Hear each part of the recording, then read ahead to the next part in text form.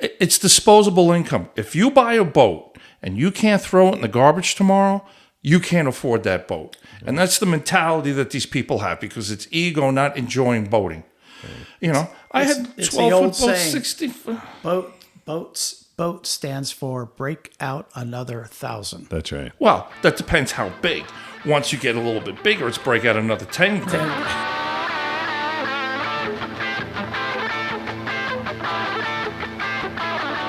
Ahoy! This is your captain speaking, Greg Michael of Pinnacle Marine Group, Marine Surveyors, and welcome aboard the Naughty Boys Boat Show. I'm joined by Captain Happy, Glenn Shadbolt, Marine Mechanic and Shipwright. And aboard this vessel, we talk everything about boats. The build, the mechanics, the good, the bad, and the ugly. We go where the seas take us. The topics will be endless. Electronics, marinas, restaurants, vacations, cruising and fishing. Our show includes live callers with real questions. Let's fare these waters together. Call 772-773-2600 every Tuesday between 5 and 5:30 p.m. Eastern. If you're a guest or a caller, you certainly are naughty. Ahoy! And welcome to the Naughty Boys Boat Show. I'm your host, Captain Greg Michael, Marine Surveyor, and sitting next to me is our beloved Captain Happy, Glenn Shadbolt, Marine Mechanic and Shipwright. And if you're a guest or a caller, you certainly are naughty. So some quick introductions. Glenn, say hi. Merry Christmas. Wow, that's the most we got out of you all year. It's just And the you, mood. It's and the you, mood. And you smiled. Yes, well, I'm bankrupt now. Why are you bankrupt? 3 children and 5 grandchildren. Oh, so yeah, you have no money. But I you have don't no have to money. buy gifts this year. You're in Florida. No, I had to go visit them all. And Oh, you do? I forgot how dirty New York was. Yeah, it's dirty. Oh, God, I'm driving around. It's like, does anybody? But anyway. Yeah, but anyway. So today we have a very special guest, a very seasoned yacht broker. His name is Art Golden from Not 10 Yatch Sales. Say hi, Art. Hello, everyone. All right, good. So, see, he could just say hi. You can't. Well, happy Hanukkah, too. Okay. All right. Got to good. share the wealth. Okay. Oh, you got to buy 8 gifts. Oh, how many kids do you have? 8 times 3 grandchildren. Oh, boy. there Well, we go. congratulations. Thank you. So, Hanukkah falls on Same day. same day as Christmas. Yeah. So, and then we get one day, you go 8. 8. Well, kind of makes sense, right? 8 gifts, right? Same guy. Yes. Same guy, right. They teach their kids early. They do. They do. I'm Italian, so I always say the Italians and the Jews are the same people, right? Our Yeah, mothers just yeah. want to feed us, and we're the same people. So I'm very comfortable. I got really good friends that live in Israel and phenomenal people. So I think we're all just the same. Glenn, stop.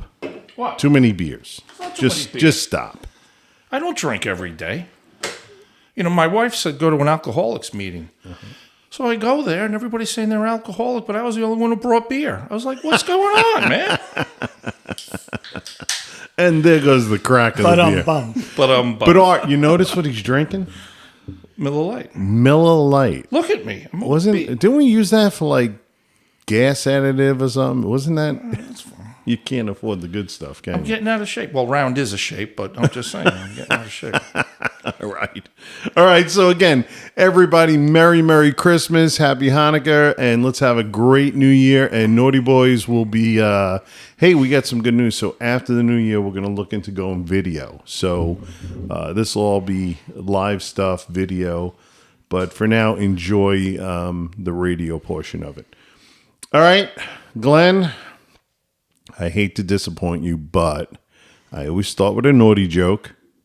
It's no disappointment. It's your time. I got beer to drink. Do whatever you want. Okay, let's see if we As can long get, as you're not, don't dance naked. Everything else. we can see if we can get Art to laugh, right? All right, so a priest, a pastor, and a rabbi die and go to heaven. Starts off good, right? So a priest, a pastor, and a rabbi die and go to heaven. St. Peter's bored, so he decides to quiz each one of them before allowing them in. The priest walks up first. St. Peter asks him, Who was the first man on earth? The priest replies, well, Adam. A bell goes ding, and the gates of heaven open, and the priest goes in. Next, the pastor walks up. St. Peter asks him, who was the first woman on earth? The pastor replies, well, Eve. A bell goes ding, the gates of heaven open up, and the pastor walks in. Next, up comes the rabbi. St. Peter asks him, what are the first words that Eve said to Adam? The rabbi is stumped. He thinks for several minutes, scratching his beard. Then he says, wow, that's a hard one. A bell goes ding, and the gates of heaven opens. Good? Knew that was coming. Yeah. I laugh at my own jokes, Glenn. I laugh at my own. Okay. I haven't had enough beers yet, but Well, we're here to have fun. So, all right, let's in just a minute we're going to talk to Art about Yatch Sales. Then we're going to have a call-in question and answer segment like we always do. Just to let you know, the call-in number is 772-773-2600. So let's get into it. Art, start from the beginning. Where are you from? Originally, we're from Los Angeles, California. California. And moved to Pennsylvania in 1983. Didn't they close California? I think so. Yeah, it we should got be. out before the rush. Okay. We've been actually we moved in 1983, Okay. so we've been Easterners since. Nice. Living in Pennsylvania. Professionally, I was in the magazine publishing business. Nice. Worked in Manhattan for 25 plus years. So sorry. And we got into boating. I forget what year we got into boating, but our first boat was a 26-foot Wellcraft. Uh-huh. And then we bought and sold 4 other boats, Oh. ending up with a 36 Catalina sailboat. So you went from power boating to sailboat. Sail, usually the opposite. I know, direction. usually, right. Yeah. dementia comes in and whatever. And we sold her in June of 2016.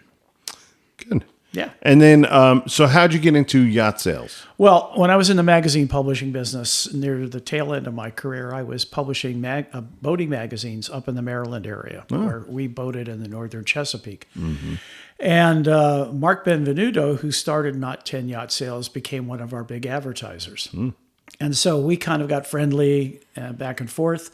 He was a boarder, and that's kind of where he came from and started Not 10, kind of a play on the commission structure of not 10%, but we charge 7%. I was going to ask you that. So back up. Yeah. Let's go back. One of my questions for you is, where did the name Not 10 come from? We I'm a Marine surveyor. We all ask the same thing. Well, Not 10. Yeah. I don't get it. Well, it's a play on the words. On the commission. Yeah. He decided, why pay 10% when you could do it for 7%? Right. We do as much, if not more, than most brokers do for 10%. Right. And we do it for 7%. We do. We take the photography. We basically work with our buyers to make sure they're satisfied with everything. Constant communication, which I think is paramount when you're dealing with sellers and buyers. Mm-hmm. But that's where Not 10 came from. Basically, not 10%. A discount brokerage house, but full service. Full service. Yeah, I got you. And as it turns out, most brokers today, the 10%ers are discounting anyway. I realize that. Yeah. I've worked with Not 10 over the years, for many years, up in New York, Northeast, starting to work with you guys down here. And I've never seen a discount mentality. It's always been full service. It is. Respectful, a good brokerage house. Yeah. So we've been around since he started the company in 2008. Oh, really? Yeah. Okay. So we've got... Right at the downturn. Exactly. Back that downturn. We've got... That's what started the discount. We've got 50 brokers, over 50 brokers. We're all independent contractors. Parent companies. So you're 1099? 1099. Okay. Our headquarters is in Graysonville, Maryland. Mm-hmm. And we've got brokers all up and down the eastern seaboard, from Florida to New England. We also just opened Canada. We have Michigan, Ohio, and Illinois as well. Now, I heard a rumor they're closing Canada too, so maybe not so good there. Well, it's going to be the 51st state. So I think it's Jersey, Canada, and California they're closing. Exactly. Very good. So, why'd you get into that business, though? What was your passion to be a broker? I've been in boating for a big part of my life. I mean, in Vietnam, I served 3 tours, the last 2 on river boats. And Navy? U.S. Navy, Okay. independent duty. And when we moved east, one of the people we met and became good friends with had a boat, had I forget, it was like a 28-foot go fast. He took us out one day on the Delaware River, and I just fell back in love with being on the water. Yeah. A few years And not getting shot at. not getting shot at, which is a nice thing. Right. So I hate when that happens. for us, we took a long weekend and went down to Annapolis, stayed at the Marriott Hotel overlooking Ego Alley. Yeah. And we're taking a walk morning, afternoon, I don't know what it is, across the public docks. And we see this boat backing into the slip. The wife or girlfriend is on the bow, handling the bow lines. He's trying to back the boat in. I yelled, "Let me give you a hand." So I helped them tie up, got them settled. We're walking away, and he goes, "Are you interested in buying a boat?" And I kind of did that slowly. I turned step by step. The hook was in me. We wound up buying that boat, and that was our first boat. That was the Wellcraft. So, 2 things. First, thank you for your service. Thank you. Of course. And you keep saying we. So, just for the listening audience, his lovely, lovely wife is sitting in the studio next to him. Of 54 years. Of We just 54 celebrated. years, but you can introduce it. Go ahead. This is my wife, Mary Sue Golden. Mary Sue. We've been married 54 years. Okay, great. So 54 years. Well, you gotta tell me your secret. So that's good. Yes. Okay, That's yeah. the secret. Right. Shake your head this way, up and Yes. down instead Yes. of side to side. Well, you know what? I have a thing with that. What? Happy wife, happy life. Happy- What about happy husband? You know, like they named us like Orange. No, Nothing doesn't rhymes count. with husband. Doesn't count. It doesn't count. And when it came to the boat, it definitely was happy wife, happy boating life. Right. Yeah. She was very instrumental in the boat you bought. All of them. Yeah. Yeah. Well, it makes Well, them- they were all named in one way or shape or form after her, I think. Yeah. 2 of them were. Yeah. Two are Lady named. G, and what was the other one? My itch. That's great. My edge. So, I had boats up in the north, and so we had this pretty big boat. I won't mention. I won't give anybody a plug here today. But we had a pretty big boat, and my daughter and wife and her friends would come on the boat, and they'd use it as a hotel room. Yep. I had to go out and buy a center console, put it next to it so I can go out fishing and hanging with the guys. So yeah, I get it. But we had a lot of fun on our boats. We really did. In fact, traveled a lot. Did you we did cruise? it all around the Chesapeake area, Nice. northern Chesapeake Bay. We used to hang out in Annapolis, St. Michael's. Places like that. We had a good time. A lot of good friendships we made on the dock. I mean, that was something different up in that part of the world.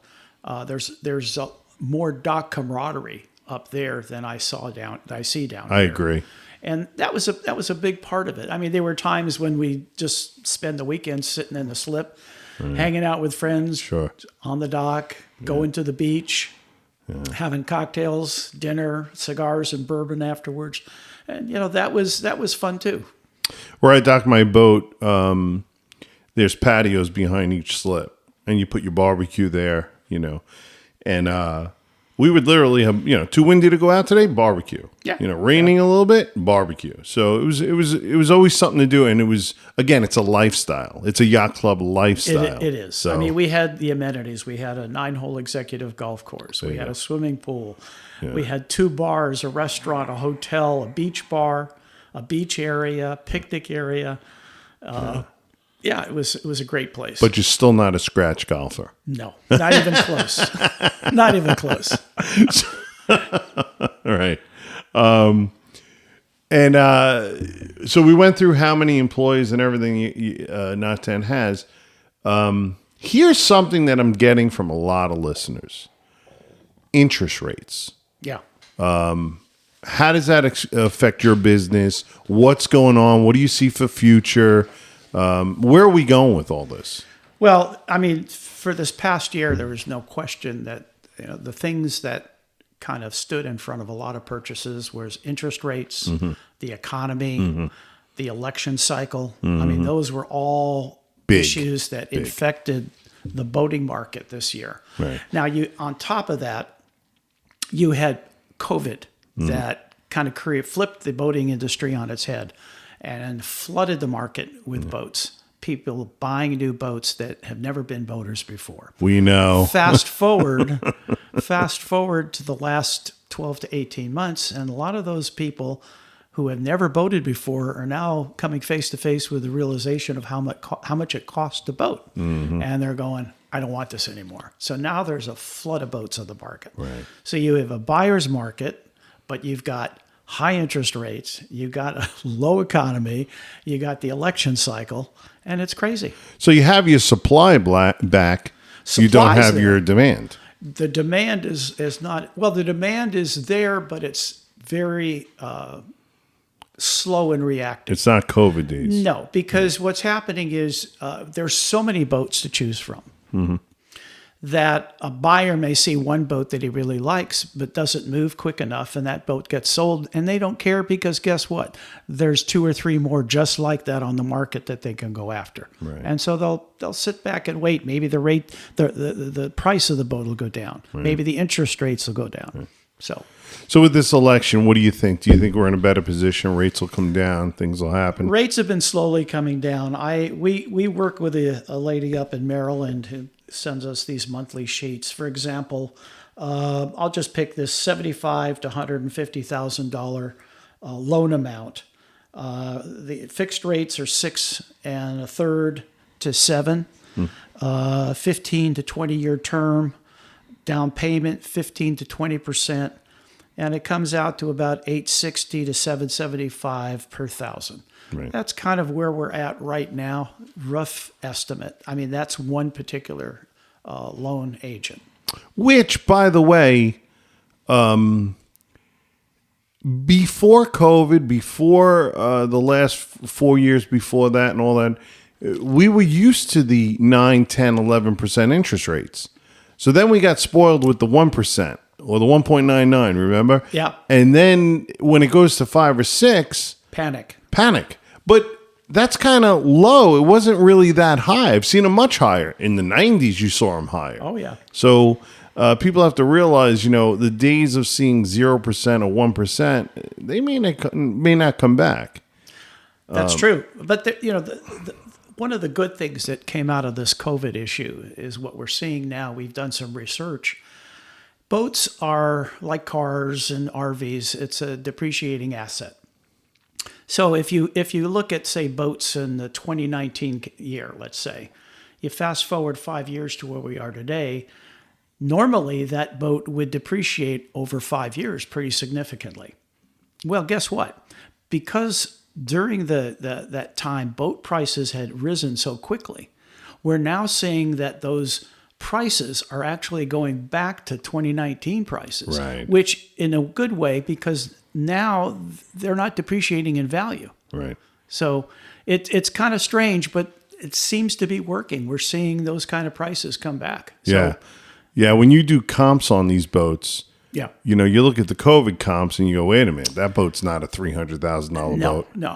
What I try to do, what we've just kind of gone through is when I do run a comp on boats today, I go back and I'll run a separate set of numbers on 2018 to 2019 right. for that boat model. Right. And you see a huge difference in price. Yeah. I mean, you see a boat that may have been, say, $340,000 back in 2019.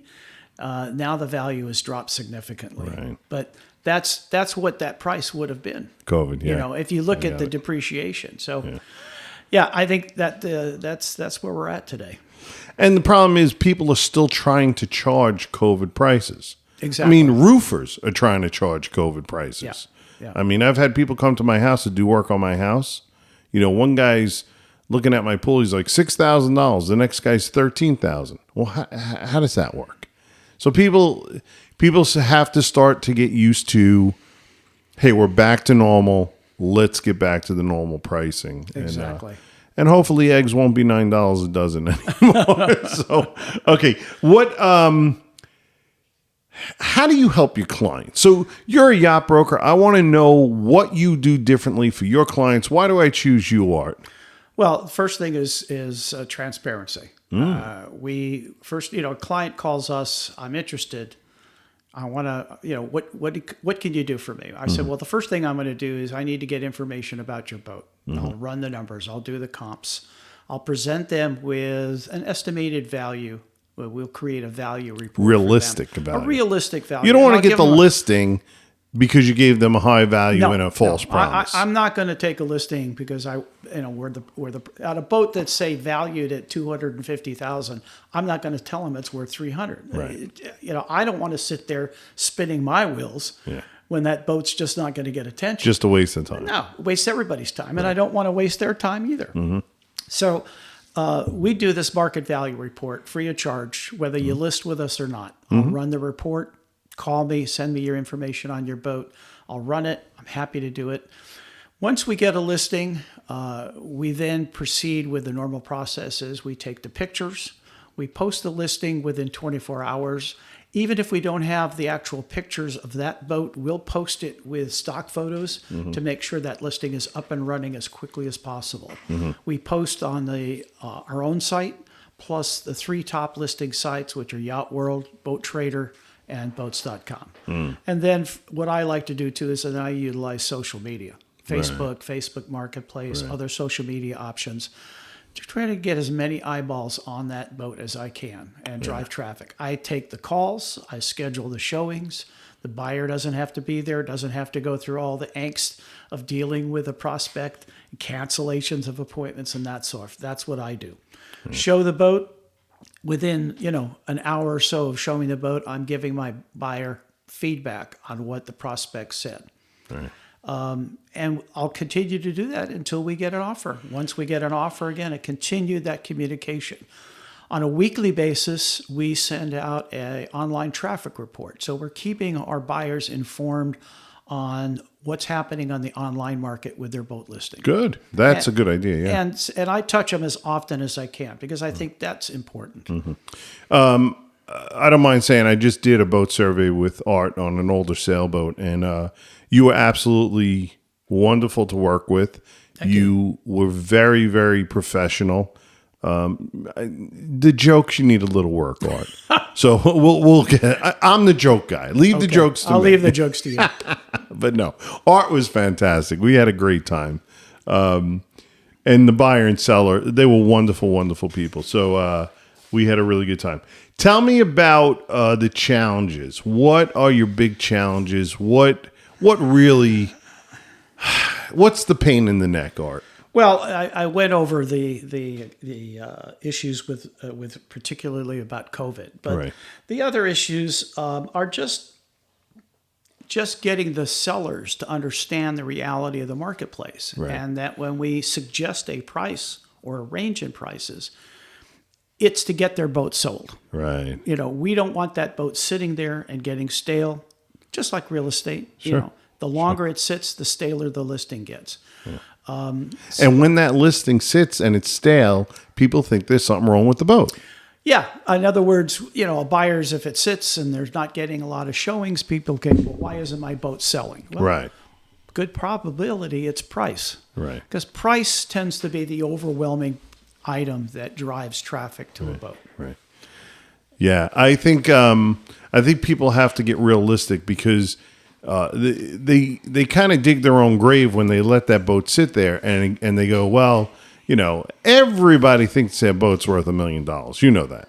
Absolutely. And, and we call it over improvement, right? So I don't care that you put gold faucets on your 1982, Tierra or whatever. It's what upgrades you have done is not going to make that boat worth that much more. The things that make a boat worth some value, besides, of course, the price point, it's the condition, it's the location, it's the maintaining of that boat. Right. You let a boat sit, it starts to wear. Yeah. Maintenance is everything. Maintenance is everything. Yeah. You don't want buyers coming on a dirty boat. No. You don't want them opening a hatch and seeing junk and garbage and dirt sitting in there. Corrupted. So the owners have to take some responsibility. Glenn's dirty underwear. And why would that be there? You tell me. Owners have to take that responsibility to maintain their boat in show condition.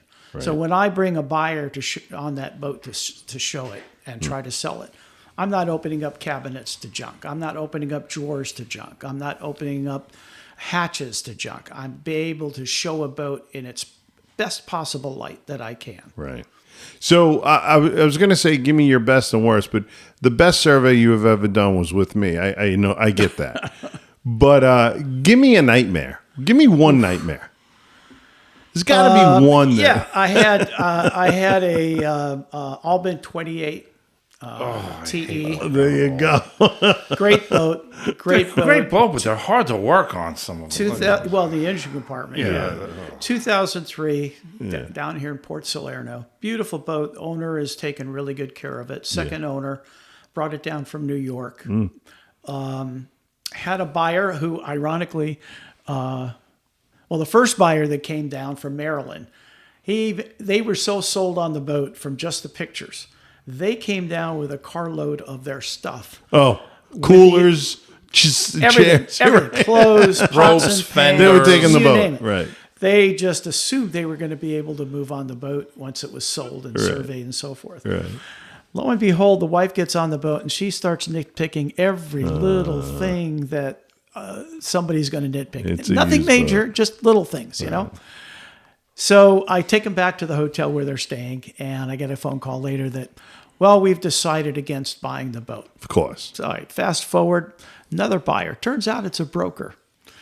And he brings his own surveyor along. And they go through the boat like a fine-tooth comb.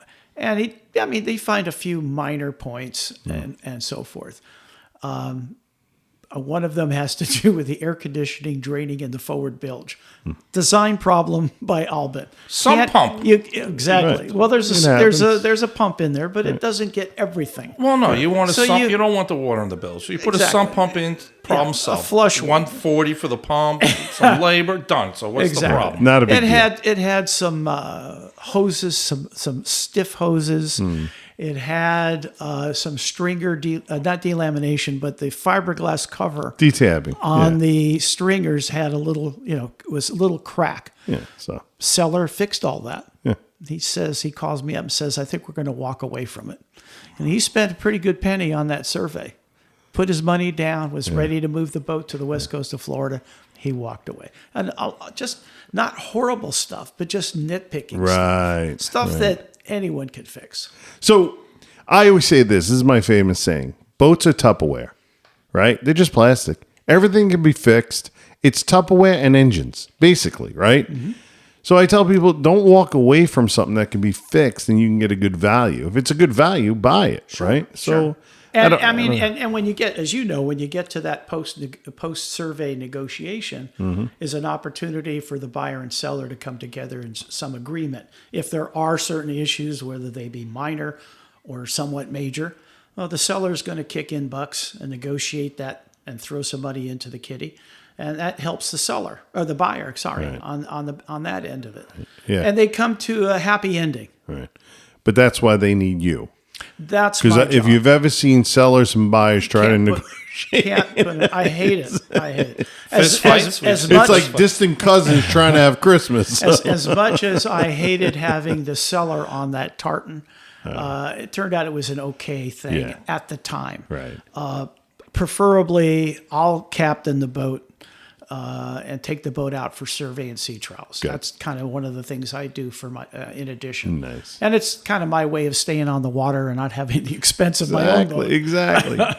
Art, how do people get in touch with you? Give me name, address, phone numbers, emails. Give me everything. Art Golden with Not 10 Yacht Sales. My cell number is 215-262-4335.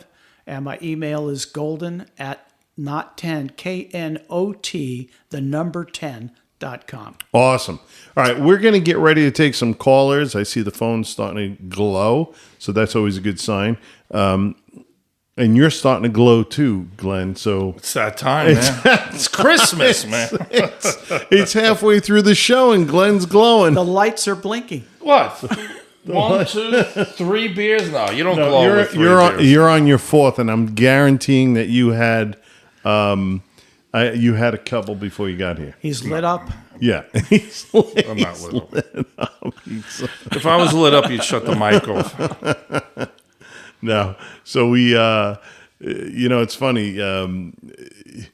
I joke about Glenn, but let me tell you, what we know each other. Oh my God, Glenn, 25, 25, 30 years. We've worked together on surveys for 25, 30 years, and I don't like him, but the best mechanic I've ever seen in my life. You don't like me? Well, For all the times I bailed you out, I'm going to smack you. later, man. It's a love-hate thing. If you were my girlfriend, we'd have to kind of separate. But I don't need to be diplomatic. It is what it is. And nobody wants to we're going hear to take it. a call, so you hold that, all right? Hi, welcome to Naughty Boys Boat Show. Who am I speaking with, and who's your question for? Hi, this is Gary Cassidy. I have a question for Art. Art Golden. Go ahead. Okay, yeah, go ahead. Hi, Art. I understand you're a broker, and I appreciate the difficulty of that job because I've sold a lot of boats on my own. But as a retired guy, I'm thinking it might be a nice way to make some extra money and be around boats and talk to people. What's involved in doing that? Well, it's the same thing. I mean, you're talking about what I did. I was retired, moved down to Florida, was thinking about getting a part-time job just to keep busy when an ad from Not 10 showed up on Facebook. And I got a hold of Mark as we go back.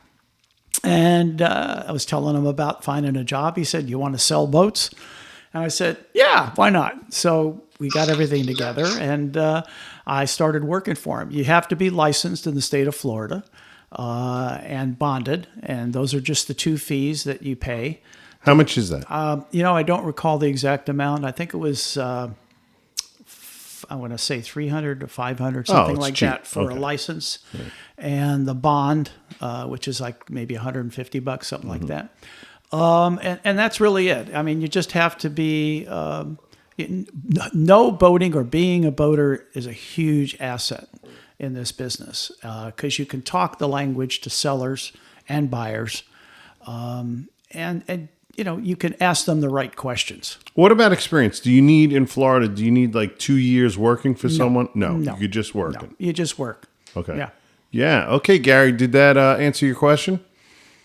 Well, for the most part, but other than paying the fee, what are the requirements for licensure in Florida? And do you know if they're the same in other states, or is it similar in New York, for example? That I don't know. There's no tests that are required to become a broker. It's just the license and the bond that you have to pay. So there's no tests. Again, it's all about the company. Either you start your own business or you go to work for a brokerage company. And it's just understanding their process and their philosophy about brokerage businesses. All right, Gary. Anything else? Yeah, I guess I got to make friends with somebody who owns a brokerage company so I can get a job. Where are you located? I'm in New York, but I'm a 100-ton master captain. Okay. I've owned several boats of my own. I've been an expert witness in various cases and things like that. So I know boats, and I love boats. And well, yeah, I would just make a suggestion that you reach out to Mark Benvenuto at Not 10 Yatch Sales.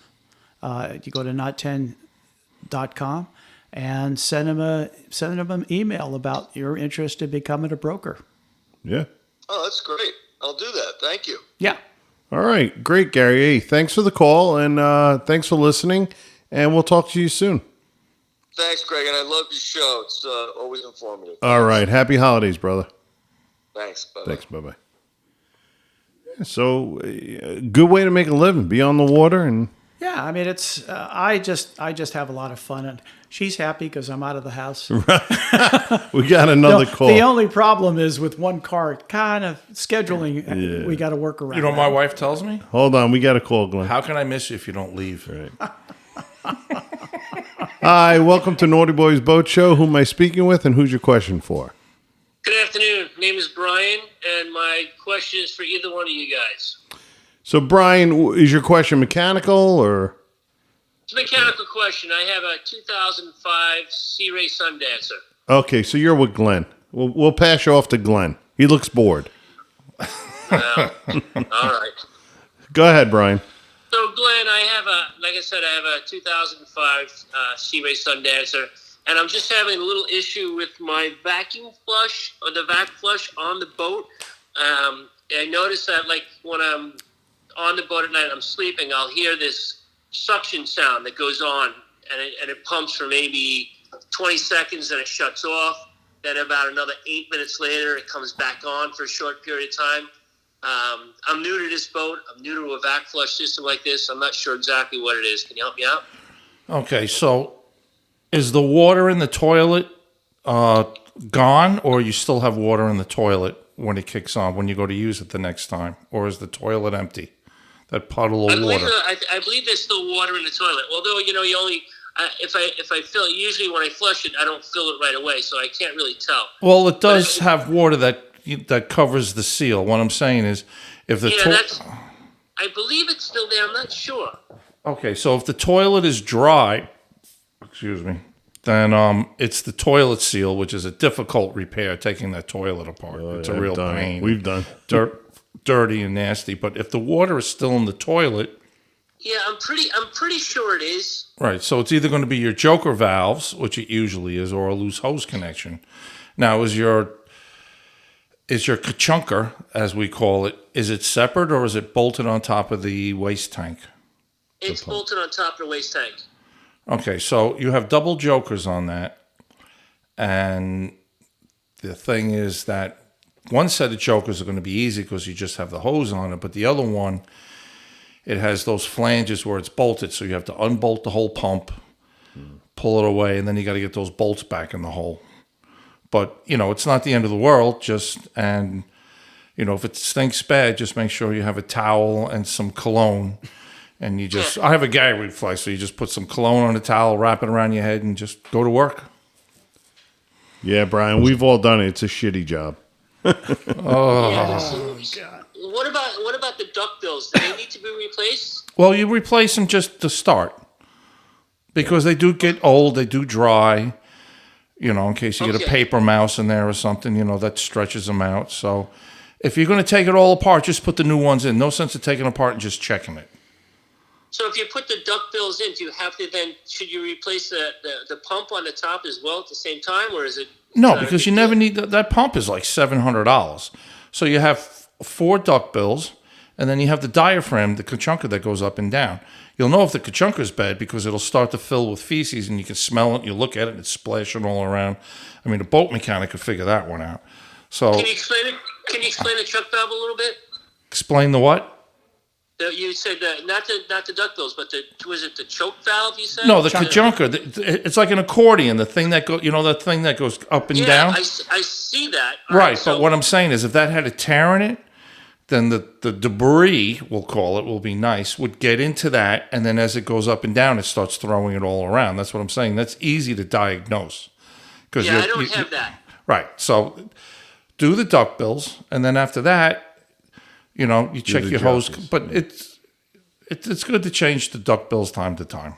I would do duckbills, jokers. Check your Are valve. there different ones that you recommend as far as the duckbills? Like No, just Sealand. Just not aftermarket. Just the Sealand. It's either inch and a half, because 2 inches is usually the newer ones. So 32 is an older one. Okay, great. Thank you very much. I appreciate that. Hey, Brian, thanks for listening, and thanks for calling in. We really appreciate it, and have a great holiday, brother. You too, man. Thank you very much. Thank you. Bye-bye. So you get the shitty question. I'm actually happy about that. It's good money. I almost went and got a Sealand $1.50 an hour, it's the easiest job in the world. Yeah. The reason I didn't do it is because you have to be inoculated by CDC 6 months. Ooh. And it takes 6 months to be inoculated. But after you get inoculated, I could go to any third world country, typhoid fever, and you're putting all this stuff in the blood. Because I knew a couple of guys that were doing it. It was easy money, making $1.50 just to take a hose clamp off. But I didn't want that shit in my bloodstream. I think the waste would be more afraid of you than you are of it. It's just my opinion. Hey. So we're gonna see, but that it's always my experience. It's the duckbills and it's the jokers. So always my experience. Well, you have to have the vacuum. It does get, then if it's not that, then you're going to put the vacuum gauge in and blah, blah, blah. I've been there. I've been on the docks where I had to take the toilet up, and because everybody likes to throw something down there and clog the toilet. So, it's either a paper mouse, which is a lady tampon or whatever, or bottle caps or something. Yeah, it's always something. It's easy money. I know. So everybody's a mechanic, but nobody's a toilet mechanic. Nobody wants to touch the toilets, but and if you don't do this stuff yourself, I mean, you're paying guys tons of money, right? You know that, Art. You've owned boats. If you're not handy, to all the listeners out there, you own boats. If you're not the least bit handy, you better have a big checkbook. Well, no, see, that's not the problem. The problem that I run into is people buy boats they can't afford. You got a small boat with a single outboard, it's easy. And I used to argue with my customers. They have a single engine. Oh, well, I'm going to get this boat with 2 motors and a generator. You can't afford a single stern drive. Now you want 3 engines plus toilet systems and windlass. And you just see it because the wife wants the big boat and the air conditioning and it's just, they buy a boat they can't afford. It's all ego. Yeah, it is. If you figure out what you need, it's disposable income. If you buy a boat and you can't throw it in the garbage tomorrow, you can't afford that boat. And that's the mentality that these people have because it's ego, not enjoying boating. I had 12-foot boat, 60. Boat stands for break out another 1,000. That's right. Well, that depends how big. Once you get a little bit bigger, it's break out another 10 grand. You got to remember, 8 1-mer cruisers, 4 manifolds, 4 risers. Parts alone is $7,500 without even me. Oh, yeah. Right. Yeah. Well, you know what I think? I think the expense is enormous. Certainly down here. I mean, I looked at rentals for slips. My God, Art. It's just incredible what they get. Boats are expensive. This whole hobby is expensive, right? But look at the memories, right? Yeah, absolutely. You guys the have friendships years. And the memories of the years we spent boating. I mean, those things will live with me forever. I mean, it was just a lot of fun, great people. It's... All right, I got another call, so let's take this one. Hi, welcome to Naughty Boys Boat Show. Who am I speaking with, and who's your question for? How you doing? My name is Alex. Hey, Alex. Who's your question for? I got a question for you. For me? Greg? Yes. Okay, go ahead. All right. Meridians are good boats. Oh, Meridian. Art just left. Okay. It's funny that we were talking about it and I got 10 the minutes call. ago. And I got the before call. we started the show, we were talking about meridians. As long as you get an extra set of batteries for your moisture meter, you'll be all good. So let me give you the lowdown on Meridians, right? They are Bayliner. They're the Bayliner brand. They rebranded the boat from Bayliner to Meridian. So we call it a cost boat, right? It's a cheaper brand. But Alex, here's the thing. I don't know what kind of boating you're doing, but the bigger Meridians, if you're going to the beach or you're going to the sandbar or you're going, down the ICW and you're really just using this boat as kind of a floating hotel, they're fine. They're decent boats. You may have a latch on a cabinet that falls off, and you may have something break, and the hardware is not as hardy, and things aren't as stiff and as good. But you're not paying Viking prices. You're not paying Cabo prices. You're not paying, these big prices. So I always say this, it's all utility, right? So if you're an ocean going guy and you want to do big trips and you want to go to the Bahamas, or you want to go from New York to Jersey and Atlantic City, or you want to go up to the Cape and you have to be in the ocean, probably not the boat. But if you're a guy who says, listen, I spend 80% of the time at the dock watching TV in the air conditioning, and then we go over to the beach, we have dinner, then it's the boat for you, because you could save a lot of money buying that brand and use the boat the way you want to use it. Now, money is everything with these boats, right? So, a boat. Let's take the 39 Meridian, right? Or the 451, right? Big yacht. It is. It's a huge boat. I mean, you could sleep 6 easily on that boat. Beautiful boat. 3 air conditioners, 2 toilets. It's beautiful. But you're probably not taking that boat in the ocean to go down south, or you're not going in the real slop going to Cape Cod. But it is a great dock boat, and it is a great boat that you can go places that you pick your days. The ocean's calm. You could do things like that. So I don't ever put down a boat brand. I just say it's all utility, Alex. So if you're using it light duty, it's a good boat. If you're using heavy duty, then you need a heavy duty boat. How's that? That's perfect. All right. So, and if you're looking to buy a boat, of course, you're going to call Art, right? Yeah, I mean, not only am I a selling broker, but I also act as a buyer agent as well. There you go. See. All right, Alex. Hey, thanks for the call. We really appreciate it. And happy holidays. Yeah, you too. Thank you so much. Thank you, brother. As long as it consumes more alcohol than gasoline, the boat will be great. I just, I see some of these big boats like that too, Art, and you'll know this. And they have gas engines. Carver had a reputation. Remember that? Carver had a reputation, the 42 Carver, which we both loved and at one point wanted one for ourselves because the roominess of it, the beam, the accommodations and so forth. But they put gas engines in a 42-foot boat. Yeah. They put 450, 454s, right. Remember the old 454s are the 39 ones. Sea Ray with like the 15-foot beam? Yeah. What was that, 16 knots? Yeah. I mean, we one of our good friends who had a 42 Carver, he took out the gas engine and put diesels in, which was the smart thing to do. Well, remember the Bayliner, the big one with the Hino diesels? What was that, 12 or not? What was that?